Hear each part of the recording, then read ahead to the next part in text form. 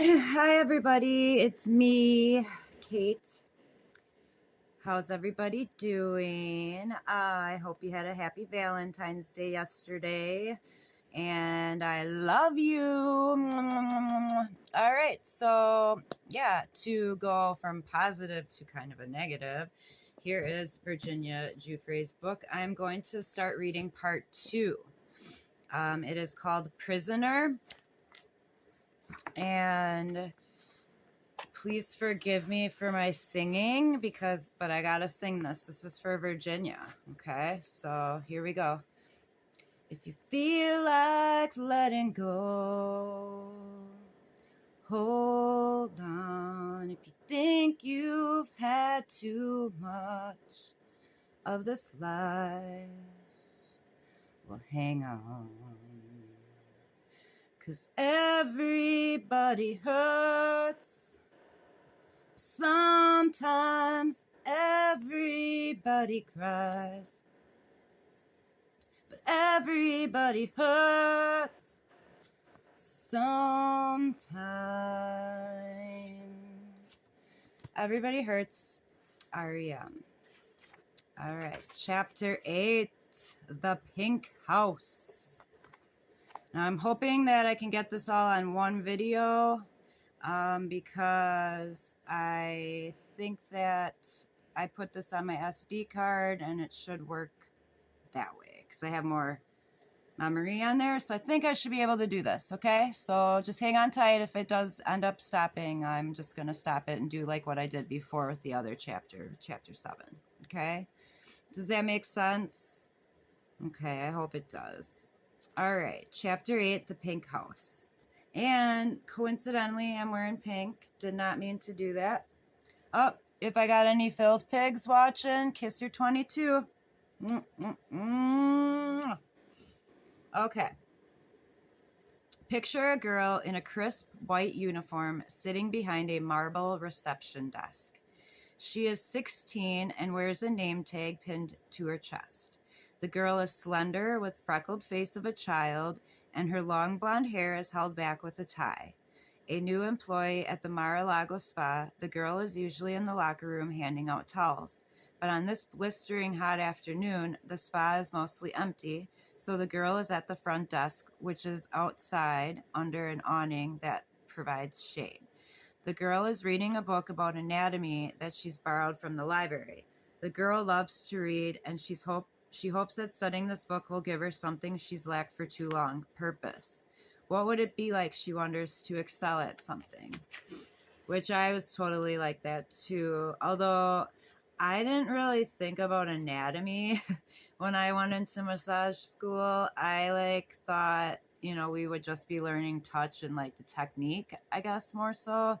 Not and I mean, we took first year medical school. I think I've already said this before, but yeah, it was pretty much first year medical school. You had to know every bone, every muscle, kinesiology, and then all the seminars that we'd have to do on top of that, and then technique. It was technique and something else. What was it? But we had that in the morning, and then we'd have our studies at night. And we went once a week, but it was all day. Basically, you went from 10 in the morning till 10 at night. I didn't get home till 11 o'clock at night because it was a 40-minute drive from my house. But me and a friend ended up carpooling, so that was really cool. It made it really easy too. So anyways, sorry, totally went on a tangent. All right, suddenly I looked up from my book to see a striking woman with short dark hair striding toward me. Hello. That's Ghislaine, the woman said warmly. She looks to be in her late 30s, and her British accent reminds me of Mary Poppins. I couldn't tell you which designer she was wearing, but I bet her purse cost more than my dad's truck. The woman extends her manicured hand for me to shake. Ghislaine Maxwell, she says, pronouncing her first name Ghislaine. Ghislaine. Ghislaine. Ghislaine. It's Ghislaine. Oh, Ghislaine. Her grip is firm. I point to my name tag. I'm Jenna, I said, smiling like I've been told to smile. Mar-a-Lago employees are required to make guests feel welcome. The woman's eyes alit on my book, which I jammed with sticky notes. Are you interested in massage? Are you interested in massage? She asked. How wonderful! Remembering my duties, I offer this mesmerizing woman a beverage, and she chooses hot tea. I go and fetch it, returning with a steaming cup. I expect that to be the end of it, but the woman keeps on talking.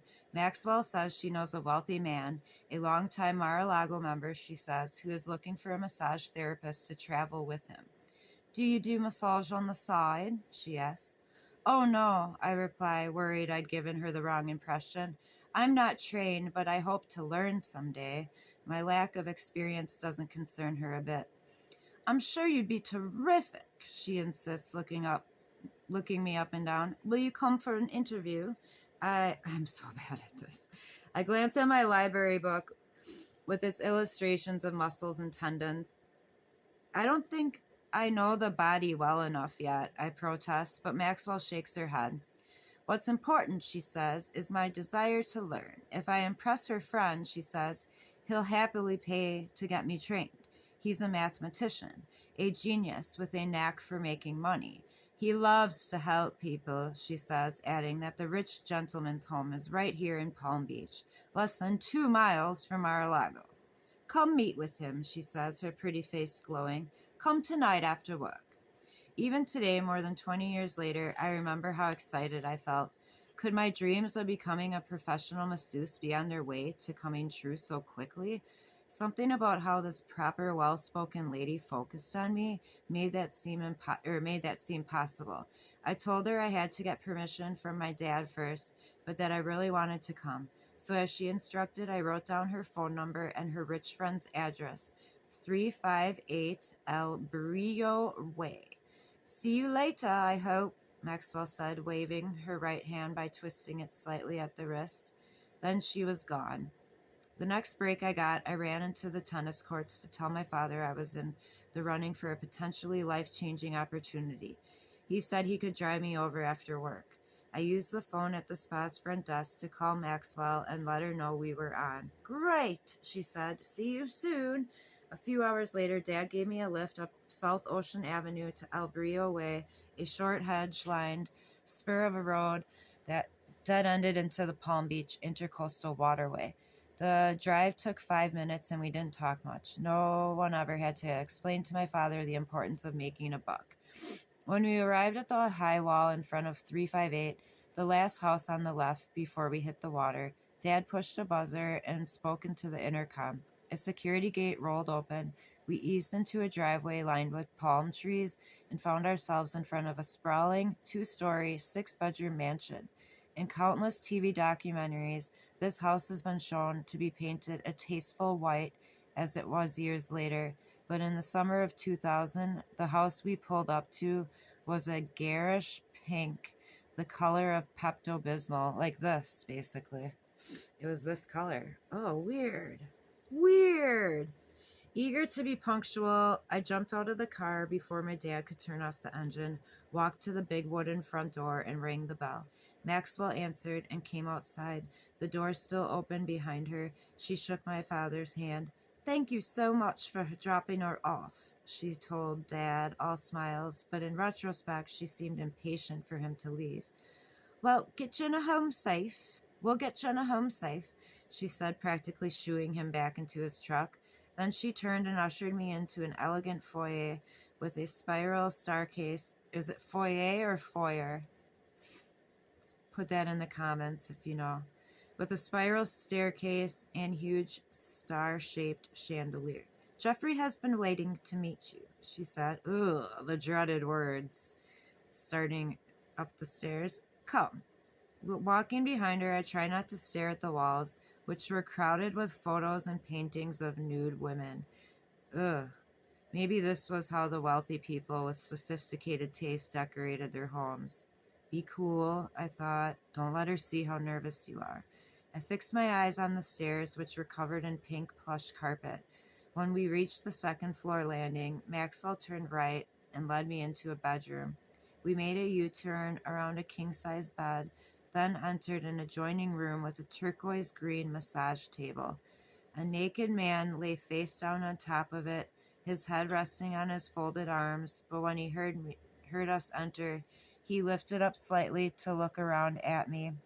I remember his bushy eyebrows and the deep lines in his face as he grinned as a Cheshire cat smile. He does have one like that. I'm getting lines like that in my face. It's horrible. I always had them, but they're like really deep now. Anyway. Okay, where was I? Like Cheshire cat smile. He does have one. Say hello. Say hello to Mr. Jeffrey Epstein, Maxwell instructed, but before I could do so, the man spoke to me. You can just call me Jeffrey. I nodded at the gray-haired stranger as he lay back down. He was 47 years old, nearly 3 times older than me. Faced with Epstein's bare backside, that's so common. Guys do that all the time, especially rich guys. It's because I worked at spas before, and they were like hoity-toity ones, and yeah, they are very. That's why I kind of stopped doing it, because it just took the joy out of like what I was originally wanting to go for, and that was to just I wanted to make people feel better, less stress, and not like sexually like that, but whatever. Anyway, I had so many things happen, but okay. So, where was I? Okay, faced with Epstein's butt, I looked to Maxwell for guidance. I had never gotten a massage before, let alone given one, which is super important. You need to get a massage before you give one, because you can some people are naturals and kind of know what to do, I guess, but like it really does help if you get one, because then you feel it and and you can then kind of do that to the other person. But when you don't know and you're just coming into it, like she might not have even had a good touch, like who knows. So like coming into it just like that, that's scary, especially if she gets a creeper the first time. Oh man, I feel for her. All right, I had never gotten a massage, let alone given one, but still I thought, isn't he supposed to be under a sheet? Maxwell's blasé expression indicated that nudity was normal. Calm down, I told myself. Don't blow this chance. I wanted to be a good student. Palm Beach was just 16 miles from Loxahatchee, but the economic divide made it seem way further. I needed to learn how rich people did things. Besides, while the man on the table was nude, it's not like I was alone with him. The fact that a woman was with me made me breathe a little bit better. Fake it till you make it, I thought as I tried to project a can-do energy. Maxwell took the lead. First, you must wash your hands. Hot water. She pointed toward a white marble tile bathroom, complete with sauna and steam shower, where I did as she asked. Then she began the lesson. When giving a massage, she said, I should keep one palm on the client's skin at all times, so as to never startle him. Continuity and flow are key. Which she's right, she explained. She turned to a dresser littered with bottles, pumped lotion into both of our hands, and showed me how to keep an extra blob of the stuff on my forearm so I could reload without interrupting the rhythm. She then positioned us at Epstein's, which I never knew that actually. I'd never have done that. That's funny. That's actually a good idea to do that. She then positioned us at Epstein's feet on either side of the table and rubbed her hands together swiftly before placing them on the toes of his right foot. She nodded for me to do the same on his left. Just do what I do, she said. Just do what I do. We started in on his heels and arches. Is it arches or arcs? Then I don't know. Then moved up his body. I should know that. Don't pull his leg hair. Maxwell cautioned, explaining that our goal was to circulate the blood by firmly pushing it up his calves. I paid close attention, mimicking her as we moved higher to Epstein's thighs. When we got to his buttocks, I tried to glide past them, landing on his lower back. But Maxwell put her hands on top of mine and guided them back to his rear. It's important that you don't ignore any part of the body, she said. If you skip around, the blood won't flow right. You can skip parts of the body. It's obviously up to the person if what they would like you to do. Um, your the butt is optional, so if they do want you to do the butt, you do the butt. So it's only if they're comfortable. So, and you as a therapist have your limits. You can stop too. Like one time I had a guy and he's like, I have a really bad, right by my groin base. It was right by his dick basically. And I was just like, as close as I could before you're hitting the pube area. You know what I mean? And you're just kind of like, okay. And then he's like higher. And I was just like, hell no, no. Like, I'm not doing that. So I didn't stop the massage, but I like told the lady when he left, I was like, I don't want to do him anymore. And then he literally called back, I think 2 days later, and wanted to see me again for like the next weekend. And I was just like, no. And so he did come, and I ended up getting fired because I refused to do him because I know what he's going after. It's just going to get worse and worse. It's not like he's going to just stop, you know? He's in there for a certain reason. So it was just, that was like my first job too, out of not high school, out of massage school. So it wasn't the greatest. And plus, like, I got that room, like, the room sucked when I got into it. I was like, can I paint this? Like, this is horrible. She had it like,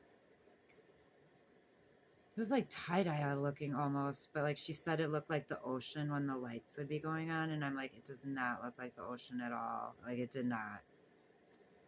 Like, the lights kind of made it look like that on their own, but like that didn't make it look ocean at all. So then I was just like, can I get somebody in here that I know? He's a really good painter, and I have some ideas. And so I had like this butterfly, kind of like a garden-y. It was more of a garden, I would say. It was with lots of butterflies because I love butterflies. So he did this 3D like thing where he put like putty on the walls, and you waited for it to dry, and then you would paint over the putty so it would stick out 3D-ish. So he did that on parts. It was really cool. And then I got fired like a month later, so I only got to use the room for a month. Okay, anyway. I'm sorry, I did it again. All right. I'm just like enjoying all the time I have now with my SD card. Okay, only later would I see how step by practice step the two of them were breaking down my defenses. Every time I felt a twinge of discomfort, one glance at Maxwell told me I was overreacting, and so it went for about a half an hour, a seemingly legitimate massage lesson. As Maxwell encouraged me, "You're getting the hang of it," Epstein asked me questions. "Do you have siblings?" "Two brothers," I said. "Where do you go to high school?"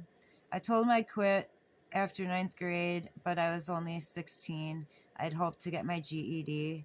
"Do you have a boyfriend?" I said I lived with an older boy in a trailer on my parents' land. "Do you take birth control?" Epstein asked. Was that a weird question in a job interview?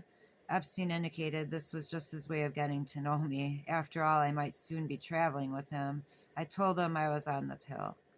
"You're doing great," Maxwell said as I kept my hands in sync with hers. "Tell me about your first time," Epstein said then. I hesitated.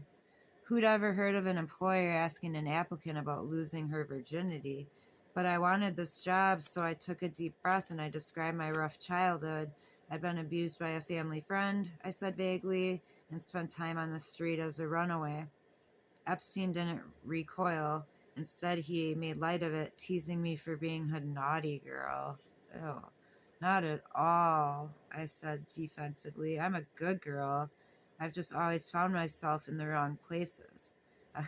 She's right about that. Epstein lifted his head and smirked at me. "It's okay. I like naughty girls." I'm just gonna make that his voice. Then he rolled over onto his back, and I was startled to see he had an erection. I'd seen men's private parts before, obviously, but I hadn't expected to see this. He has an egg-shaped penis, so it's probably even weirder. Without thinking, I raised both my hands, holding them up in the air to say, "Stop!" But when I looked at Maxwell, she remained unfazed. Ignoring his aroused penis, she put both hands on his right pectoral muscles and began kneading. "Like this," she said, continuing as if nothing were amiss.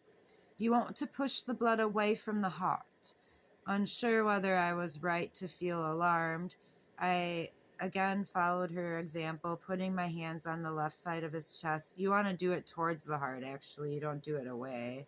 You do it towards. You go up your arms like this. It's not this way. It's this way. Same with your feet. You would go up this way. You can go down then, but then you go up to and finish it off, and then you flake, flake, flake, all the nasty negative stuff. Anyway, okay. All right, where was I? I again unfollowed her example, putting my hands on the left side of his chest, which was covered in thick gray hair. Moving my fingers in circles, I could feel Epstein staring at my face, but I refused to meet his gaze, focusing instead on what I was there to do. Not in a circle, Maxwell corrected. Don't be afraid to use pressure. Epstein winked at her then and moved his right hand down to his crotch. Oh, God. You don't mind, do you? He asked as he began touching himself. This is the moment that something cracked inside me. How else to explain why my memories of what came next are splintered into jagged shards? Maxwell peeling off her clothes, a mischievous look on her face. Maxwell behind me, unzipping my skirt and pulling my Mar-a-Lago polo shirt over my head. Epstein and Maxwell laughing at my underwear, which were dotted with tiny hearts. How cute. She still wears little girl panties, Epstein said. How cute. She still wears little girl panties, Epstein said. He reached for an electric vibrator, which he forced between my thighs as Maxwell commanded me to pinch Epstein's nipples as she rubbed her own breasts and mine. Oh my God. A familiar emptiness flooded me. Just minutes before, I had arrived at Epstein's mansion, hoping that I was turning a new corner. Now I knew I was right back where I'd worked so hard not to be. How many times had I put my faith in someone only to be hurt and humiliated? By this time, the disappointment was excruciating. I blamed myself. Is sex all anyone will ever want from me? A voice inside me shrieked as another harsher voice chided. Yes, you idiot. You knew that already. I tasted the tang of adrenaline in my mouth, and I could feel my brain begin to shut down. My body couldn't escape from this room, but my mind couldn't bear to stay, so it put me on a kind of autopilot, submissive and determined to survive. Pinch him harder, Maxwell said as Epstein moaned. So I did. Go down on him, she said, and I did that too. Ew. Eventually, Maxwell ordered me to straddle Epstein so he could penetrate me. Oh my God. Again, I obeyed. Once he finished, I was told to bring 2 warm washcloths to clean him up. Then Epstein led the way to the steam room where he told me to rub his feet. As I did so, kneeling before him, he lectured me about, well, you know what? I always forget to say the trigger warning before this book. I think it's just kind of obvious, but yeah, this chapter is pretty bad. I'm guessing these chapters are going to get worse as we go on. You know, part 1 was leading up to part 2. So please, I didn't write this, just reading it. I feel it. I'm a very big person, like an empath, I would say. So yeah, it might trigger me as well. Just saying, just stay with me. Okay. Because this is kind of hard to read. This is hard to read. Oh God, he's going to do more shit, you guys. Okay, he led the way to the steam room where he told me to rub his feet. As I did so, kneeling before him, he lectured me about the history of sweat lodges and how opening the pores allows toxins to leave the body. It was important to make healthy decisions, he said, adding, I can teach you so many things. From that first meeting, Epstein wanted me to regard him as a mentor, not a predator. Next, we entered the shower where Maxwell instructed me to wash Epstein with soap and a loofah. Again, I obeyed. Epstein said to wash his hair and massage his scalp. I did. She's a keeper, he told Maxwell, appraising me as if I weren't there. When Maxwell left the room, Epstein had me take a towel from a heated rack and pat him dry. I did so, shivering a little in my own nakedness. Finally, he pulled on a pair of sweatpants, and I put my Mar-a-Lago uniform back on and wiped smudges of mascara from under my eyes. Epstein then led me down a back stairway to the kitchen where Maxwell waited. I remember the gleaming stainless steel appliances and the black and white checkerboard floor. When she handed Epstein a black leather duffel bag, he pulled out $200 bills and pushed them across the counter toward me. "This is probably what you make in a week at the spa," he said. He and Maxwell smiled knowingly at each other as if this were funny. "You did great," Maxwell told me, almost cooing. You did great, Maxwell told me, almost cooing. She said I had strong hands, good instincts, and such huge potential. This could have totally happened to me. I was told I always had strong hands, too. And I do.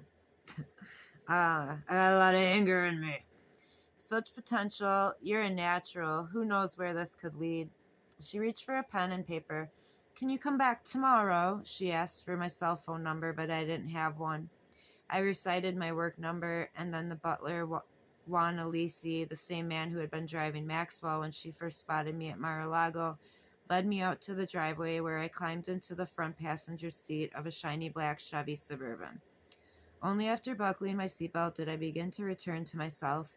Having escaped from an imminent threat, my brain came back online, but all I wanted to do was scream.